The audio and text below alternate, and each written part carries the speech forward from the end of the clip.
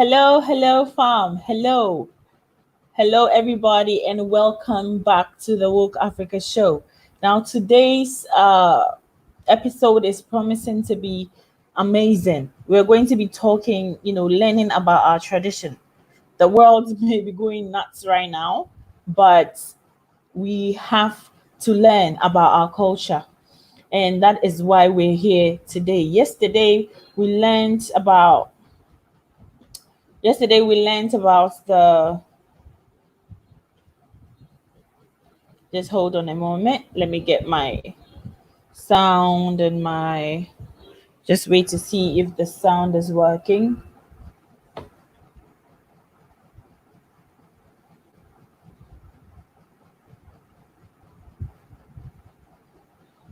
Let's get our stuff together.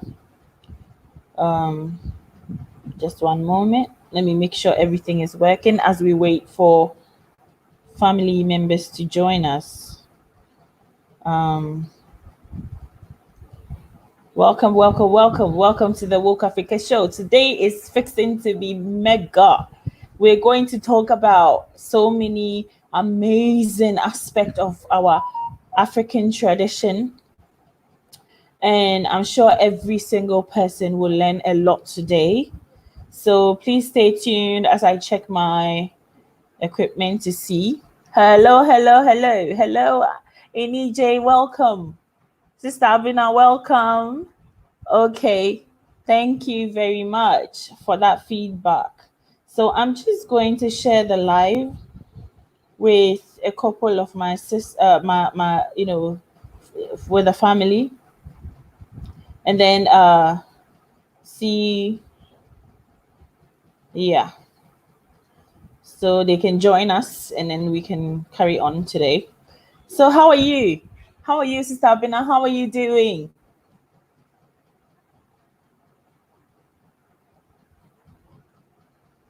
How are you doing?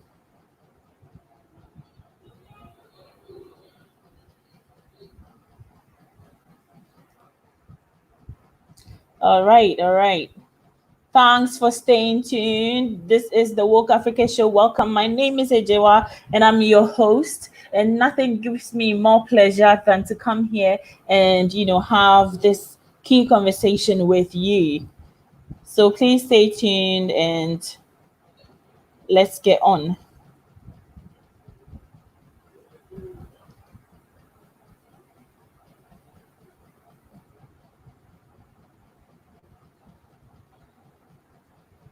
Let's get on. Sending out this link.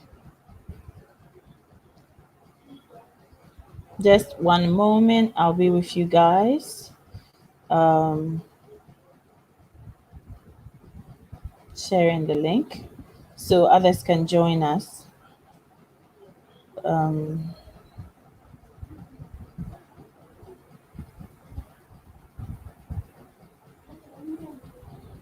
all right.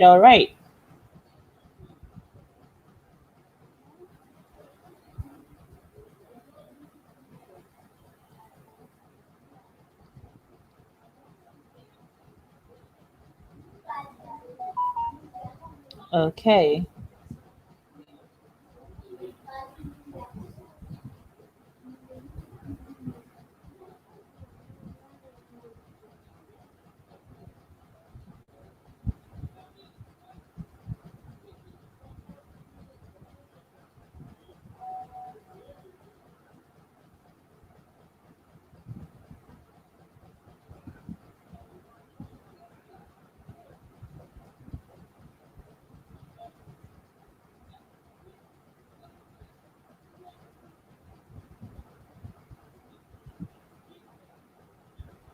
Okay. So welcome once again, Sister Abina. Thank you so much for staying tuned. Um, when when we come, we need to get everything on track and get everything on board before starting. Okay.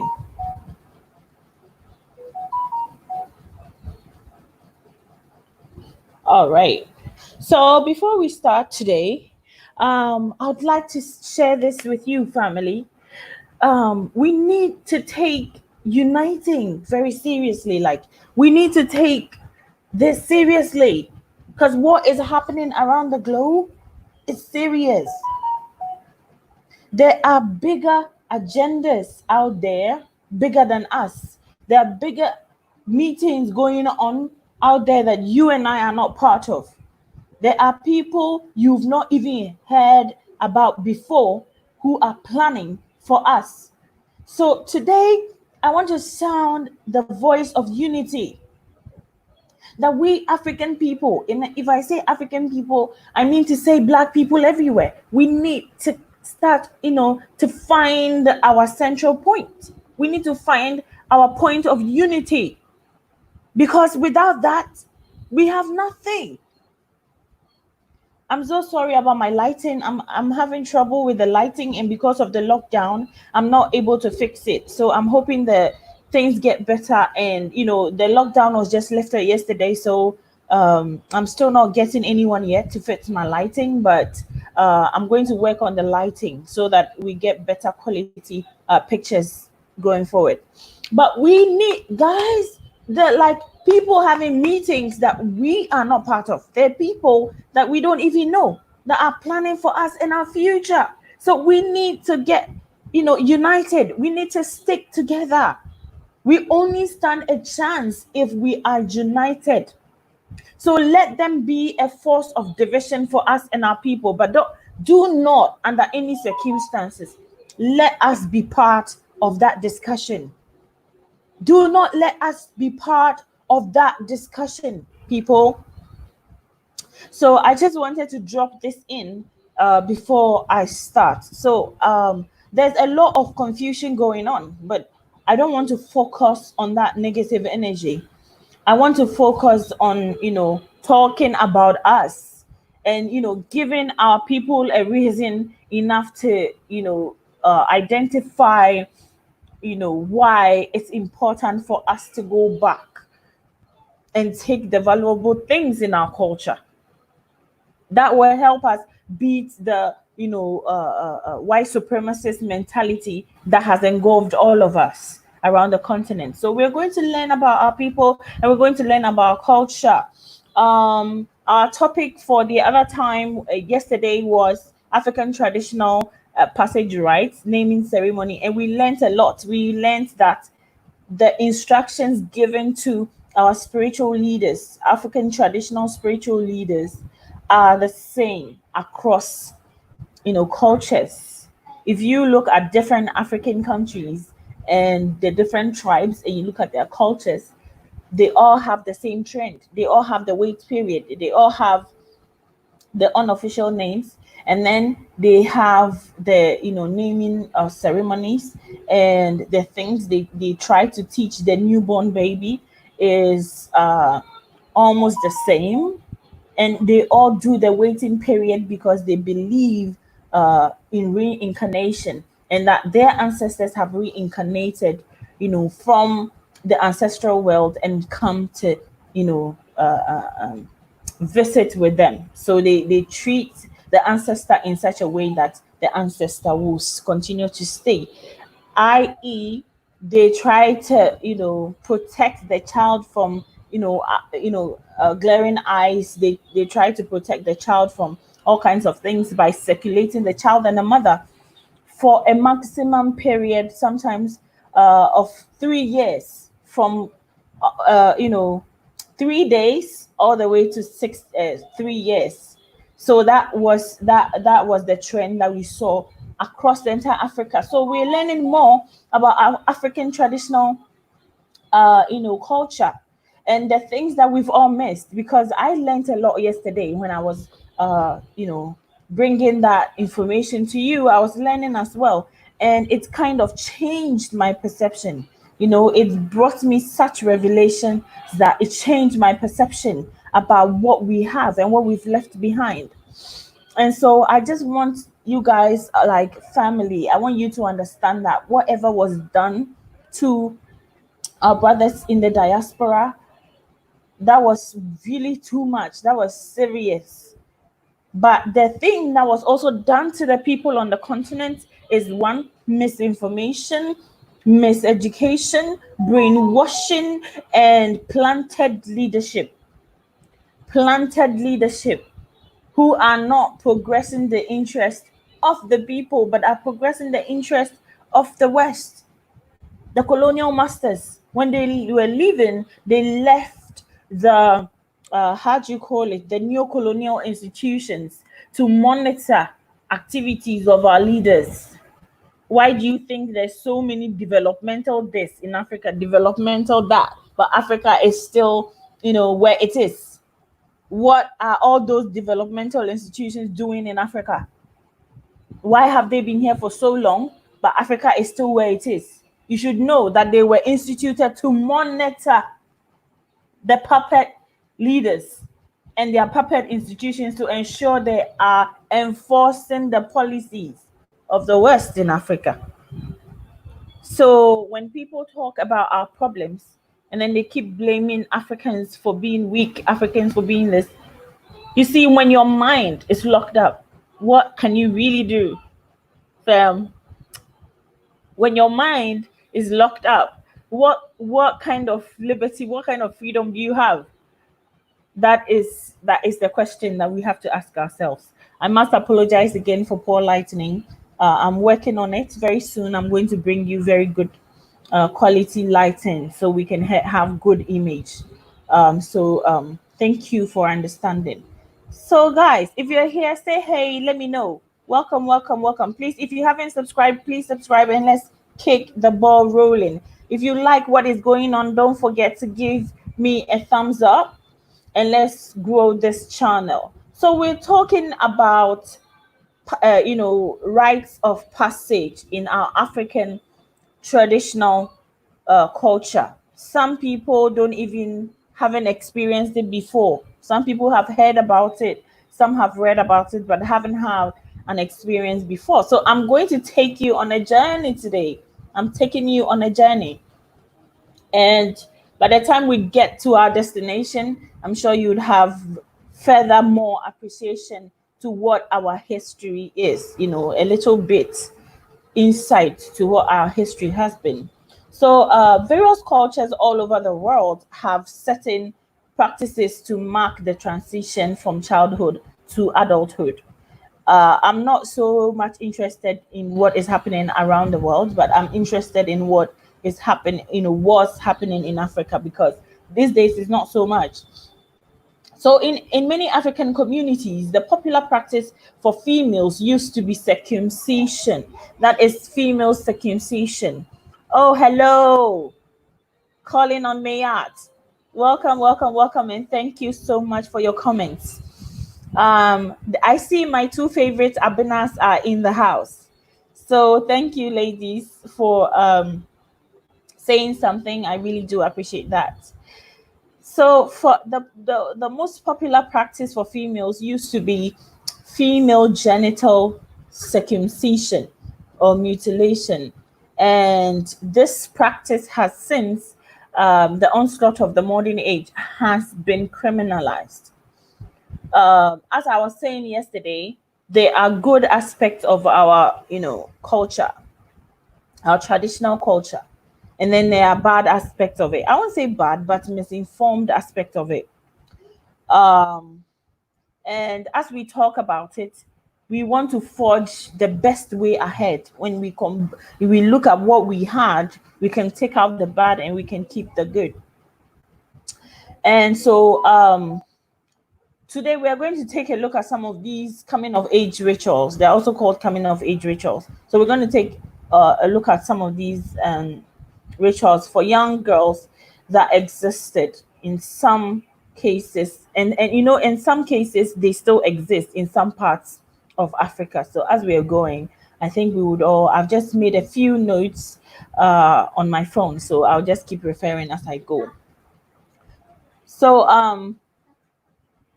when you look at Congo, okay, I usually like to start from random countries in Africa, and talk about their traditions, because I see this trend of similarities, among the cultures. So when you look at Elima people, or the Batra people of Congo, you know, some can be found in Congo, some can be found in Rwanda, and some can also be found in Burundi. um the Chwa girl, okay, the Chwa girl goes through a rite of passage called Elima. So this happens when a girl first menstruates. So if the girl first menstruates, they take her through a rite of passage called Elima. Okay, so the Chwa people are also called Batra, as I said, and they are scattered across equatorial Africa. So if you look at that side from Congo, Rwanda, that area, that is where they can be found. And guys, I said this is a conversation. This is a conversation. Okay, let me see. Calling on Mayat said, I have Nigerian friends that had it done as a child. They don't like it. Yes. So the female genital mutilation is a trend across Africa. And that is something that has, Africa is actually a patriarchal society. Okay, but that's something we can discuss at another day. And you see, it's not just in Africa, all over the world. Certain rules that have been laid down by society have been laid down by men. So the purpose for the female genital mutilation, where it's a practice where they cut the clitoris of the clitoris being part of the female vagina. They cut it away, and then they sew the vulva closed so that the woman may not have sexual desires to go out there and start chasing men or be interested in sexual activities. They take sex away from women through that. And women have suffered so much through history about that. So it has been stopped by many governments across Africa. It wasn't an easy fight because they believed that that was the way to go. Some of the women, you see, some women came to believe that they needed to get it done to be actually women, to become women, a woman, they needed it. So some supported this, and the fight to stop this was not an easy one. It had been done for centuries. So the fight to stop it wasn't an easy one. So that is something that, as we said, runs across the cultures. So as we continue, once these special blessings occurs, that's in the menstruation, the young girl is taken. I'm talking about the Bachwa people of equatorial area of Africa, so Congo, Rwanda, that area.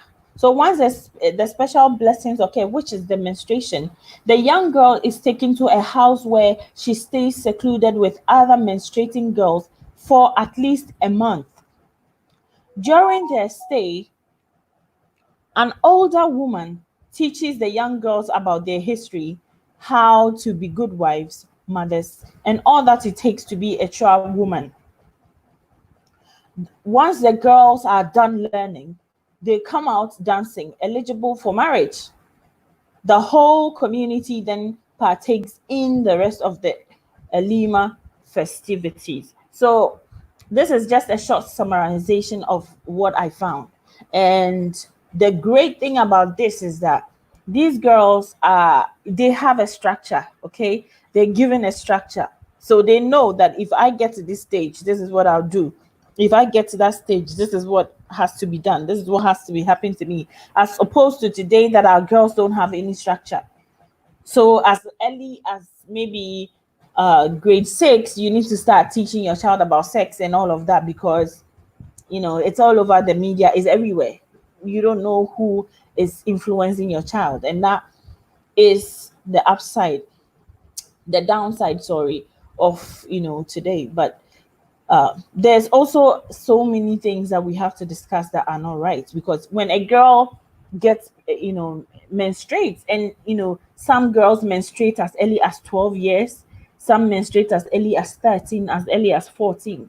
The lucky ones menstruate way late, around 16, 17, thereabout. So if a young girl of the age 13, 12, 13, 14 years has menstruated, this practice is saying that when they come out eligible for marriage. Those are some of the things that needs to be edited from our culture. The whole community then partakes in the rest of the celebrations. So that is with the Bachua people. And so now let's move on to West Africa. So as we are going and you are partaking in this conversation, please keep track of the similarities and the differences. Keep track of it. Keep track of the similarities and the differences, because it will come in for us to understand what's going on. So we are looking at the Anlo Airways. Okay, the Anlo Airways. And their rites are called the Nugbeto, the Nugbeto rites. Now, the Anlo Ewe people are a subgroup of the Ewe people who live in the southern Togo. So they live in, they're part of them in Togo, southern Benin, southwest Nigeria, and southeastern parts of the Volta region of Ghana as well. So you have the Anlo people kind of scattered, and all of this is because of the Berlin Conference. A whole tribe of people scattered, in different countries in Africa. So that is it. And he says that here the traditional puberty rites for females is known as Nogbeto, as I told you before. The rites involve learning about sex. So at least you know that your child is going to learn about sex at a point. So it involves learning about sex, birth control. So see, there was even birth control. They were teaching these kids birth control all the way up there. They didn't need to be taking pills and all of that. They had traditional birth control methods that they will teach these girls once they come of age or they menstruate, or once nature says that you are a woman, then they have to teach you these things. So they teach them about birth control and also about motherhood and what it takes to maintain a good marriage and the family and the other aspects of womanhood from, very respected women. So we will have all these elderly women in the community come together and teach these girls these values that they can use, as part of their life, they can use to handle situations in life. And so the lessons are followed by a derba, a festival or celebrations where the rest of the community welcomes the newly initiated women into the society. So these new women are adorned with very beautiful beads as they are shown off, to single young men who select their prospective wives. Okay, so in this time, I'm sure the negotiations is already done, and these young girls are married off to these young guys who are going to also start their own families and be productive members of the society. So after the festival, the newly initiated women are showered with gifts like cash, jewelry, clothing, cooking materials, and all of that. Just note that, these girls are expected to remain pure and avoid pregnancy before the initiation ceremony. And this is considered an abomination if you are found not to be a virgin. So I think every mother who loves their child should ensure that they protect the innocence of that child till they come of age for this ceremony, so that they can be married off after these rituals. So that is the culture of the Anlo people, also found in Ghana, found in Nigeria, and found in Benin, and also parts of Togo. So this is one such tribe in Africa. Okay, so let's just jump to our neighboring Nigeria. Sorry, our na- uh, our neighboring Niger Delta states. Okay, so the era ritual is also a passage, right, in the Niger Delta states. So various tribes in the Niger Delta states practice the Niger Delta states. That's is that in is that the same as Nigeria? Is that a state in Nigeria? I know there's Niger, but Niger Delta, I think that is Nigeria, right? Okay. So various tribes in the Niger Delta state practice era rituals. It is usually done by done to young girls between the ages of 14 and 16 and to prepare them for marriage. In some places, they are required to stand bare-breasted for the crowd to inspect them and check to see if their virginity is intact. But like, how do you do that though? How do you? Okay, so there was some crazy aspects of our culture. Um, yeah. So these girls also visit the fattening room. Hey, listen to this, guys. They visit the fattening room where they are fed with cooked foods like pounded yam mixed with pounded plantains and taught how to dance half naked at the market square. So hey, the market square is a very popular, square in Nigerian history. Okay, it's very important. Yes, yes, Abina. So listen, these girls visit the fattening room where they are fed with food like pounded yam mixed with pounded plantain and taught how to dance half naked at the market square.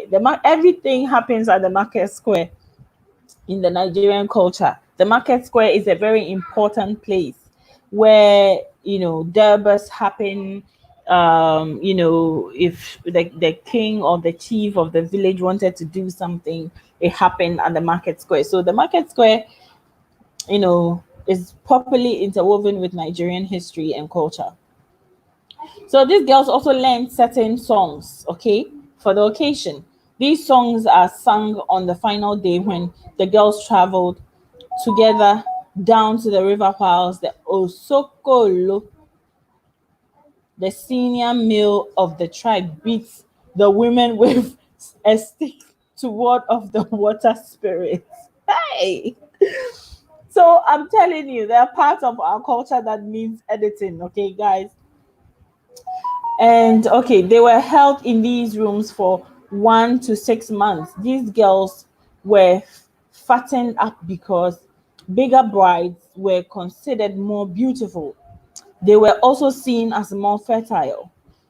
Um, and at the end of their stay in the fattening room, their bodies are painted in different colors for the dance. Okay. And the fun fact is that this ceremony is still being held in certain parts. Yes, this ceremony is still being held in certain parts of Nigeria till date. So definitely there are things that we need to edit out from time to time. So yes, that is it. That is it. But overall, I mean, I hope we are getting the import of this cultural activities. So I'd like to say a little bit about talk a little bit about a girl in Kenya who had to go and experience this, and I think this article was published sometime back in the New York Times, and these are some of the issues that we have to talk about. So going forward, when we decide to go back to visit our culture, go back to our culture, we know what to take out and what to maintain. So this girl, you know, okay, so this girl lived in, the country, southwestern side of Kenya. This girl, lived in the southwestern side of Kenya, and this girl had just been circumcised in a ceremonial uh, passage rites of the Kuria tribe. Woman, a local woman was just paid $6 to take away everything from this girl, and so it keeps happening in the northern part of Ghana. In the northern part of Ghana, this is a very serious, practice that had been abolished by the government. I think the PNDC government worked very hard to abolish the female genital mutilation, which formed a very, huge part of, of rites of passage. Okay, so let's move on. Let's come to Ghana and see what is happening in the country, what our some of our passage rights are, because we've got several tribes in Ghana and all of them have different passage rights. So puberty rights in Ghana are some of the deep-rooted cultural activities that many of our communities take part in. Of course, there have been influences of education and also modernization and Christianity and counter teachings and all of that. But still, these practices have not faded. They've come a long way. They've not faded out. And it is no wonder that many people across the globe flock to our country, on a yearly basis to witness some of these significant initiation events.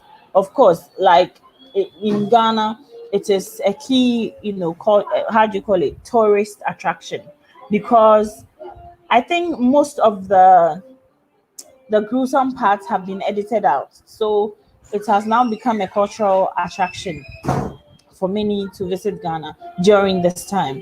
So puberty ceremony presents an opportunity for an adolescent young boy or girl to be fully recognized as an adult in the society. So if you haven't gone through this rite of passage, you are not recognized as a fully grown or an adult member of the society. So, young girls, young boys, strive to be part of this. This stage, which is typically characterized by physical growth and maturity as well as emotional changes in young people, is regarded critical in our communities. This is the time they need to be intensively reminded of cultural values and be taught their roles in the society as young adults. So, as it's coming back to the same point. If you look at the other cultures, they teach these girls and boys how to be, fit into the matrix of society. So if you're a girl, you're taught how to be a mother, how to be a good wife, how to take care of your home. If you're a boy, you are taught how to become a man, and you are taught how to tilt your land, how to, there's a lot they have, process for all of them, and this is how we were training up our young people. So as we go on, you will come to understand why some of these practices have become important as time went by. So interestingly, male puberty rights in Ghana are not as common as the their female counterparts. For example, in certain communities such as Akan and Kobo from southern and eastern region, it is only girls who undergo these ceremonies. Okay, so it's somehow tilted towards girls. Like girls are supposed to, conform. I'm telling you, it's a man's world where girls are supposed to conform to the norms and be upright, members of society. But girls, well, not so much. Sorry, boys, not so much. And so I remember when I was like 16 years old, when I had my first menstruation. My Although I didn't go through any rights, but my auntie was like, hey, you need to eat a full egg and this and that and that. And I ate the full egg, and that was supposed to signify that my passage from childhood to adulthood. So that is part of it. So even though the teachings are more or less the same, puberty rights, like the teachings are more or less the same, as I told you, across culture. Excuse me. Yeah, yeah. So when now, Kylie, I'm on live. Can you stop disturbing, please? Okay. So as you can see that across the cultures. Go inside, Kylie. Go inside. Please go inside. Thank you very much. Okay, I'm sorry. My girl, she's like, whenever she sees I'm on live, she's happy, and then that's when she's doing everything that she does. Okay, so even though the teachings, are more or less the same across culture, puberty rites in different cultures are conducted in their own unique styles. So everyone has a unique style. The dress code, rituals, and period for the ceremonies all differ from one community to another. So generally, many of them, used to last for months. Some of them will start from when, as soon as the child menstruates, all the way to when they are married off. So some of them had, different ways. Okay, but due to the interference of modern generation, they gradually shrunk to just a few days. And technological advancement has also played a huge role in the practices. For instance, in the Kobo tribe, marks used to be made on the back of the hands of the participants. This has been replaced with photography. So, just to mark the girls to say that she has gone through the ceremony and this one hasn't gone through, they used to like, you know, uh, cut, you know, insert, make what tiny insertions at the back of the arm of the girl to signify that she has gone through the processes.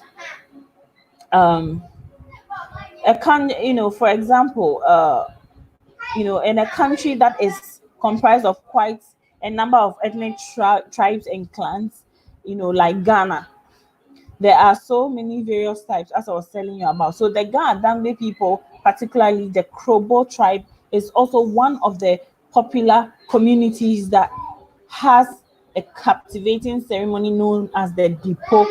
So Dipo is a very popular, passage rite in Ghana because it's also filled with so much culture, and it's filled with, you know, um, the culture is very rich, and you see these young girls, cladded in all kinds of beads, and it's a happy day for them. So it's popular in Ghana. Okay. um the puberty rites are usually held between the months of February and May. On the other hand, puberty rites amongst the Ewes are referred to as Nugbe, while Bragoro or Brakwe is among the Akans. So in the Akan culture, the puberty rite is referred to as Bragro. So or Brapue, that is how it is referred to. So I mean, I know it's a lot of information, but when you are less busy and more relaxed, you can go back to this video and just learn and try to process the different how do you call it, the different cultural practices amongst our people. It will be very informative for you. Okay, so Um, they are all very popular, judging from the fact that the puberty rites from Ghana are part of the tourist attraction. Onlookers, many of them being tourists, never want to miss the rituals and the traditional dances. They travel to the Kobo towns every year to feast their eyes on the displays and the rituals that goes on.